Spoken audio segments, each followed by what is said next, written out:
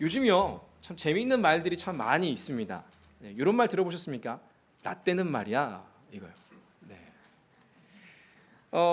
요즘 부상하는 단어가 바로 꼰대입니다. 꼰대. 네. 꼰대란 쉽게 설명하면 이렇습니다. 나이 많은 사람들, 네, 자기 중심적인 사람들, 이런 사람들을 약간 비꼬는 그런 말이죠. 보통 나이 많은 직장 상사들이 부하 직원들과 소통하지 못하고 계속 이야기하는 게 자기의 경험담만을 이야기를 한다는 것이죠.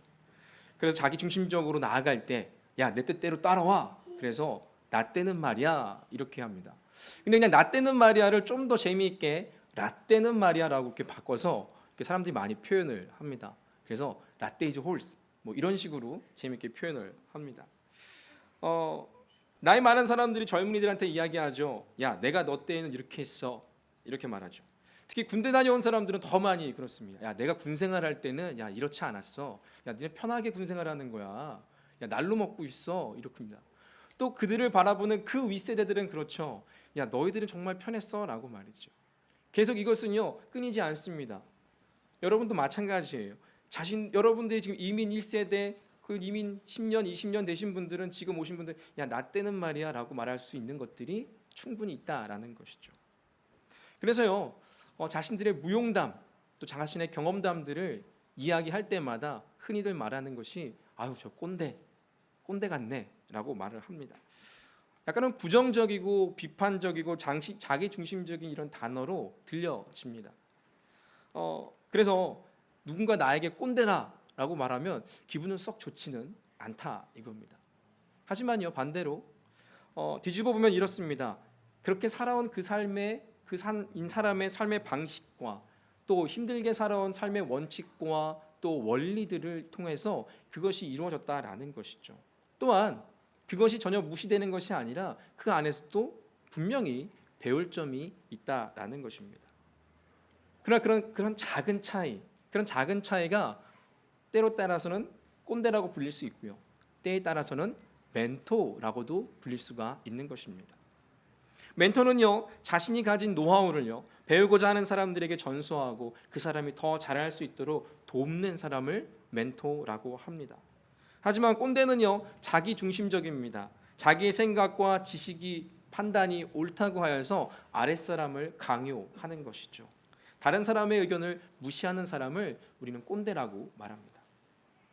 오늘 우리가 읽은 본문 말씀은요 신명기 32장 7절 말씀 한 절 말씀인데요. 이 모세의 마지막 당부를 하고 있는 말씀입니다. 특별히 부모들에게 자신의 자녀들에게 이야기를 하면서 야, 나 때는 말이야 라고 하면서 가르치라고 하는 그런 뉘앙스가 느껴집니다. 오늘 말씀은 이렇습니다. 옛날을 기억하라 라고 말이죠. 과거의 그 연대를 기억하라라는 것입니다. 내 아버지께서 물으나 네 아버지에게 물으나 그가 설명할 것이다. 어른들에게 물으라 그들이 말할 것이다 라고 말이죠. 오늘 본문은요 32장 전체를 볼 때 모세의 노래라고 할 수가 있습니다. 모세가요 가나안 입성을 앞두고 이 느보산에서 이스라엘 백성들에게 이야기하고 있는 거예요. 지금까지 이스라엘 백성들 하나님께서 인도하시고 도우시고 또 그들을 모든 역사 정말로 크고 놀라운 역사를 통해서 그들에게 베푸신 그 하나님의 은혜 그것을 이야기하면서 다시 한번 당부하는 것은 야 너희들 하나님 말씀에 순종해라. 하나님의 말씀과 규례와 율례와 법들을 너희들이 지켜라. 이렇게 이야기하고 있는 것입니다. 그래서 신명기 32장은요 하나님께서 이스라엘 백성들을 얼마나 많이 사랑하시는지 노래하고 있습니다. 하나님은요 이스라엘 백성들을 사랑하셨습니다. 그리고 그들을 약속의 땅으로 인도하셨고 또 지금까지 하나님의 주권으로 그들을 이끌으셨고 인도하셨고 또 거듭되는 이스라엘 백성들의 배반과 원망과 불평과 여러 가지 죄악 속에서도 하나님께서는요 그들을 버리시지 아니하시고 사랑과 긍휼로 덮어 주셨습니다. 지금 이것을 모세는 노래하고 있는 것입니다.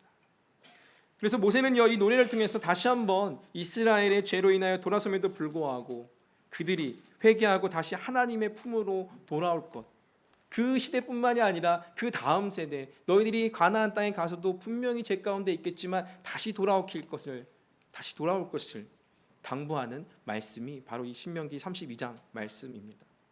그래서 오늘 특별히 7절 말씀이 굉장히 우리에게 중요합니다. 기억하라라고 말합니다. 히브리어는 자카르라는 단어를 쓰는데요. 이것은 무엇을 기억하라는 것일까요? 오늘 말씀 속에서는 선조, 대대, 과거의 역사에서부터 지금까지 이르는 하나님의 것을 기억하라라는 것입니다. 하나님께서 이스라엘 백성들에게 지금까지 어떻게 하셨는지 기억하라는 것이죠. 실제로 이 32장을 보면요, 이 기억하라라는 이 단어가 16번이나 쓰여 있습니다. 그러니까 모세는 계속 강조하고 있는 거예요. 기억하라, 기억하라, 기억하라. 잊지 말라는 것이죠. 이스라엘의 역사는요, 거듭되는 인간의 배반에도 불구하고요, 하나님은 끊임없이 은혜를 베풀어 주신 사랑과 긍휼의 역사입니다. 출애굽 이후 광야에서 그들이 행한 모습들은 어떻습니까? 하나님 베푸신 이적에 하나님 영광 돌리고 찬양합니다. 그러나 조금만 힘들고 어렵고 고난이 있을 때 불만 불평을 합니다. 하나님을 원망합니다. 차라리 애굽이 더 낫다라고 이야기를 합니다. 그들이 정말 광야에서 보였던 죄악들은요, 이들이 정말 하나님의 백성이 맞나라고 싶을 정도로 악한 모습들이 그들에게 보여졌습니다. 그럼에도 불구하고요, 하나님은 그들을 끝까지 인도하셨습니다. 따라서요, 앞으로도 이스라엘 이 후손들이, 이 자손들이, 다음 세대들이 죄악의 길에 빠질 때 이러한 그들의 과거 역사를 겸허한 마음으로 회고하고 또 하나님께 회개하고 하나님께 돌아갈 수 있는 것, 그것을 지금 기억하라라고 모세가 이야기하고 있는 것입니다. 사실요, 우리 지금까지 신앙생활을 하면서 과거에서부터 내가 하나님을 믿기로 작정한 그 순간부터 지금까지 베푸신 너무 많은 은혜가 있음을 우리는 너무나 잘 알고 있습니다. 그것으로 인하여서 우리가 바르게 하나님께 나아갈 수 있는 것이고 또 지금도 하나님에 의해서 하나님의 길로 갈 수가 있는 것입니다. 허물이 많습니다. 부족하고 연약하고 죄가 많습니다. 그런 우림에도 불구하고 하나님은 동일하게 사랑과 긍휼로 또 은혜로 우리를 채워주시는 것입니다. 때문에 우리가 할 수 있는 것은 무엇입니까? 그 은혜 때문에, 그 베푸신 그 사랑 때문에 찬양할 수밖에 없고 감사할 수밖에 없는 것입니다. 그러니까 이것이 영원한 우리의 감사의 제목이 되는 것입니다. 모세는요, 이렇게 말합니다. 아버지에게 물으라, 그리고 어른들에게 물으라, 이렇게 말합니다. 자녀들에게 하나님의 말씀과 규례와 율례를 가르치는 이가 누구냐? 아비와 어른들이라는 것입니다. 신앙의 선배로서 마땅히 가르쳐야 할 것을 가르치는 멘토가 되라는 것이죠. 멘토의 역할을 감당하는 이들이 바로 어른들과 우리 아비들입니다. 서두에도 말씀드렸습니다. 꼰대와 멘토, 종이 한 장 차이입니다. 마땅히 가르쳐 지켜야 될 것, 하나님의 말씀을 가르치고 그분의 섭리와 그분의 계획과 또 그분의 베푸신 그 은혜를, 지금까지 베푸신 그 은혜를 후손들에게 알게 하는 것, 이것이고요. 그런데 나는 이렇게 살지 않았다. 야, 내가 예전에는 말이지, 청년의 때는 말이지, 교회에서 이렇게 했어 라고 이야기하는 것들. 또 분명히 이 가나안에 입성하고 있는 이 사람들, 부모 세대는 이렇게 했죠. 야, 내가 광야에서 말이지, 내가 얼마나 힘들었는 줄 알아? 야, 죽을 고비를 얼마나, 야, 너희들 편한 줄 알아? 너희들은 그런 거 없이 그냥 이렇게 살고 있잖아. 이러면 어떻게 됩니까? 꼰대가 되는 겁니다. 우리는요, 교회 안에서도 그런 모습들이 보인다라는 것이, 교회 안에서 새로운 사람이 오거나 아니면 또 신앙의 연륜이 짧은 사람들이 실수를 하거나 아니면 모습들을 보일 때 이렇게 하면 안 돼라고 말하면서 나 때는 이렇게 했어 라고 말하면 교회 안에서도 교회 꼰대가 되어버리는 것입니다. 네, 분명히 가르쳐 지키게 할 것은 가르쳐 지키게 해야겠죠. 하지만 그 외의 것, 본질이 아닌 것을 가르치고 말할 때는 자기 생각과 자기 판단과 자기 지식으로 전하게 되는 것입니다. 그러면 우리는요, 교회 꼰대가 될 수밖에 없는 것입니다. 반드시 가르쳐 지켜야 하는 것은요, 지금까지의 하나님의 베푸신 사랑과 은혜는 변함이 없습니다. 앞으로도 계속될 것인데 그 하나님의 말씀 위에 바로 서게 될 때 받게 되는 그 놀라운 은혜와 하나님의 놀라운 사랑과 그 축복과 구원의 감격을 우리는 가르쳐 지키게 해야 하는 것입니다. 또 사람들은 말하죠. 과거는 과거일 뿐입니다. 지금은 예전과 상황이 다릅니다. 많이 바뀌었습니다. 이제 변화되어야 합니다. 라고 말하는 이들이 또 분명히 있습니다. 하지만요, 하나님은 변하지 않습니다. 하나님의 말씀은 변하지 않습니다. 그분의 계획은 변하지 않습니다. 변하는 것은요, 내가 변하는 것입니다. 내가 변하고, 내가 생각이 변하고, 내가 판단이 변하고, 나의 판단이 변하는 것입니다. 그렇게 변화된다면요, 우리는 잘못된 길로 가게 될 것입니다. 또 변질되게 될 것입니다. 결국 우리는요, 약속의 땅이 아니라 저주의 땅, 심판의 때에 저주하는 곳으로 나아가는 것입니다. 요즘요, 한일 분쟁으로 굉장히 뜨겁습니다. 2019년 대한민국 대법원에서요, 강제징용 배상 판결이 나왔습니다. 그 이후로 일본은요, 경제 보복, 수출 보복을 통해서 경제 품목, 수출 품목을 억제했습니다. 이런 분쟁으로 말미암아 많은 이들이 힘들어하고 어려운 상황에 빠져 있습니다. 그런 가운데 왜곡된 역사에 대한 반성과 그런 뉘우침 없이 자신들의 정당함만을 주장하고 있습니다. 이런 가운데 우리에게 기억되고 많은, 또 우리 가운데 꼭 알아야 되는 것들. 그래서 많은 우리 선배들이나 많은 신앙의 선배들뿐만이 아니라 역사 속에서 먼저 간 선배들이 이런 말을 합니다. 역사를 잊은 민족에게는 미래는 없다라고 말이죠. 이것은 단지 신채호 선생님의 말을 인용한 것입니다. 역사가 중요한 이유는 무엇일까요? 과거와 현재 그리고 미래는요, 단절된 것이 아니라는 것입니다.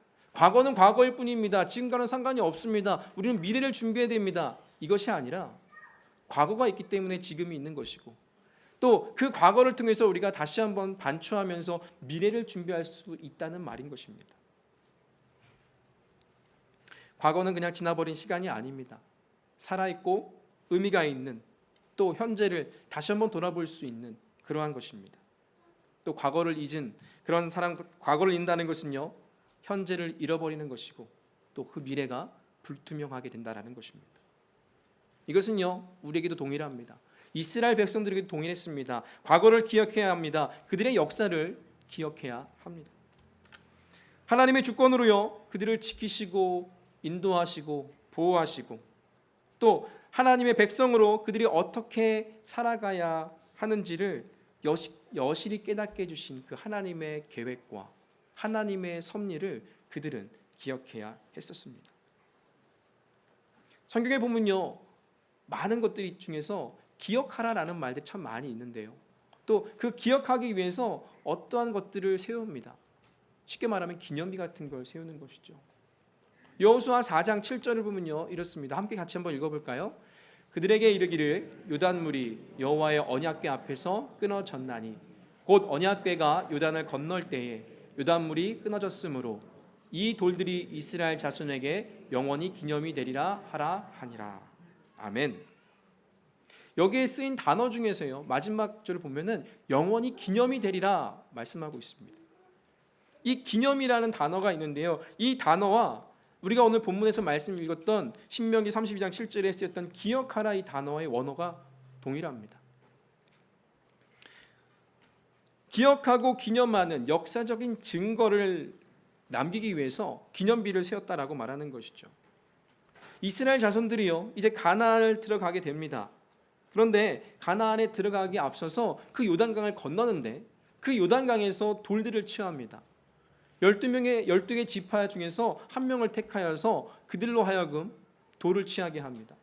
근데 그 돌이 어디서 나오는 거냐면 그 요단강에서 취한 거예요. 제사장들이요, 언약궤를 메고 이 요단강을 들어갑니다. 그러자 요단강이 멈춥니다. 그리고 홍해가 갈라진 것처럼 요단도 마른 땅이 되어버립니다. 그리고 그 제사장들이 그 요단강 중앙에 서 있습니다. 그리고 이스라엘 백성들이 다 건너죠. 그리고 12지파의 한 사람, 12명의 사람들은 그 제사장들이 서 있는 그 요단 그 바닥에서 돌들을 취합니다. 돌들을 취하고 그것을 가지고 가서 길갈에 이르러서 기념비를 세우게 됩니다. 이것은요, 그들이 이 돌을 취한 것은 야, 우리가 노단강을 건넜어, 이제 약속의 땅에 들어왔어, 축하하기 위해서 기념비를 세운 것이 아닙니다. 이 기념비를 통해서요, 그들의 자손들이 이 12개의 돌이 무엇입니까? 라고 묻게 함으로써 하나님의 백성들을 어떻게 구원하셨는지, 어떻게 어떤 은혜를 베푸셨는지, 어떤 놀라운 이적과 기사를 베푸셨는지를 알게 하게끔 이 기념비를 세우게 하고 다음 세대들에게 영원히 기억할 수 있도록 세운 기념비가 바로 이 12개의 기념비였습니다. 12개의 돌이었습니다. 하나님은요, 출애굽 이후 크고 작은, 크고 두려운 기적과 이사를 통해서 이스라엘의 하나님 되심을 약속하셨습니다. 또한 하나님의 사랑을 기억하게 하셔서 이스라엘 백성들의 잘못을 각성시키고 다시 한번 하나님께 나아갈 수 있고 하나님 말씀에 순종할 수 있게 하나님의 규례와 율례와 법도를 또 그 말씀을 지키게 하였습니다. 사랑하는 여러분, 우리는 오늘요 창립 14주년 기념 감사 예배를 드리고 있습니다. 오늘 처음 오신 분들한테는 조금은 죄송하지만 무슨 상관이 있습니까 저랑?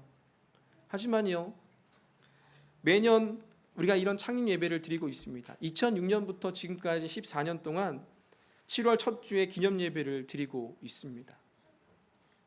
왜 그럴까요? 왜 이렇게 기념을 할까요? 매년 생일이 있으니까, 생일날 잔치니까 와서 같이 한번 밥 한번 먹읍시다, 이런 의미가 있겠죠. 하지만 더 중요한 것은 무엇일까요? 우리는 이 시간을 통해서 기념해야 하는 것입니다. 다시 말해서 기억해야 한다라는 것입니다.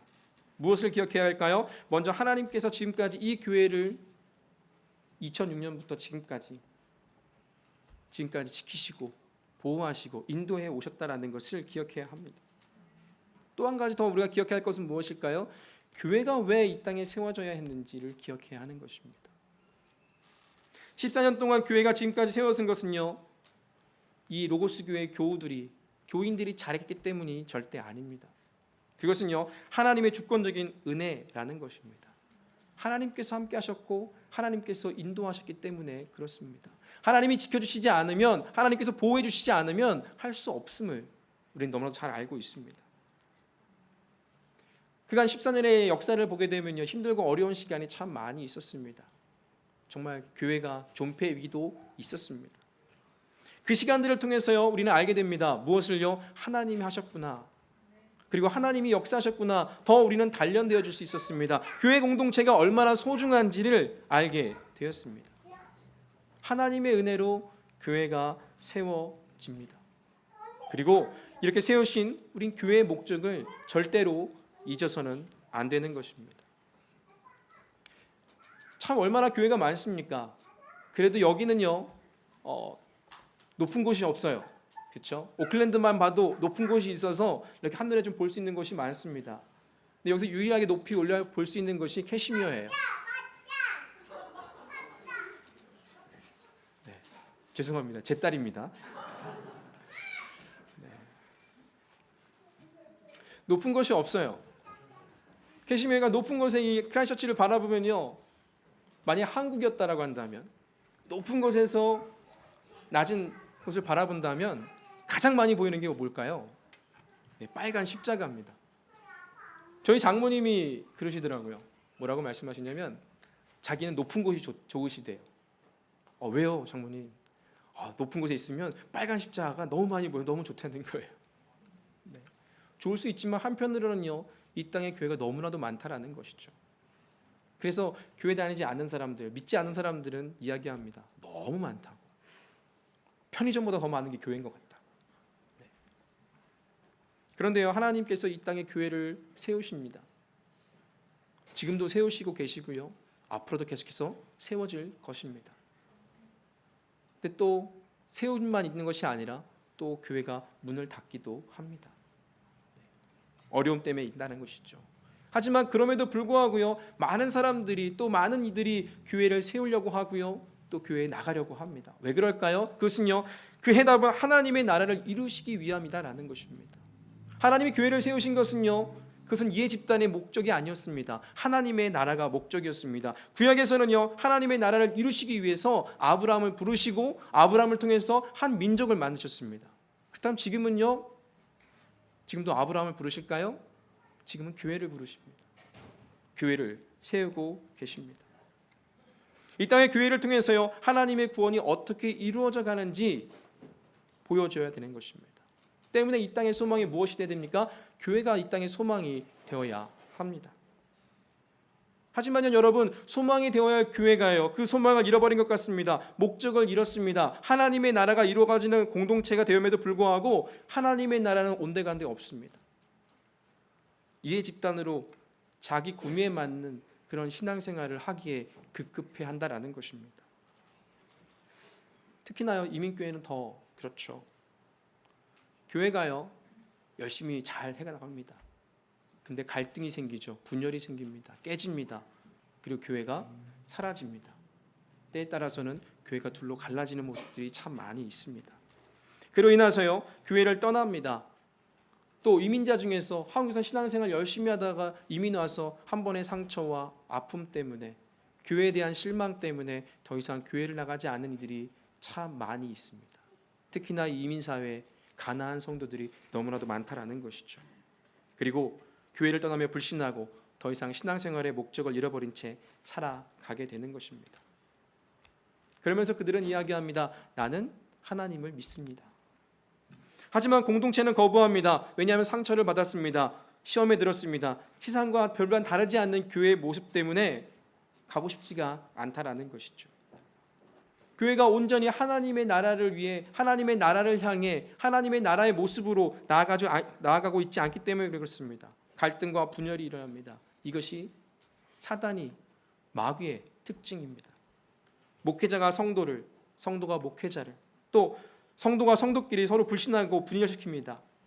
자기 생각과 또 자기 이해를 위한 집단이 되어버립니다. 분명히 성경은 이야기합니다. 주님은 말씀하셨습니다. 겸손해라. 자기를 버리라. 그리고 십자가를 지고 나를 따르라. 분명히 말씀하셨음에도 불구하고, 그렇게 배웠음에도 불구하고 그렇지 못합니다. 연합하고 하나됨을 이루지 못합니다. 왜요? 내려놓지 않습니다. 그리고 내 것은 내려놓지 않으면서 남의 것만 내려놓으라고 하는 우리가 교회 꼰대가 되어버렸기 때문에 그렇습니다. 지금까지 내가 해온 신앙의 연륜이나 직분이나 쌓은 공적이 우리를 꼰대로 만들어버렸기 때문에 그렇습니다.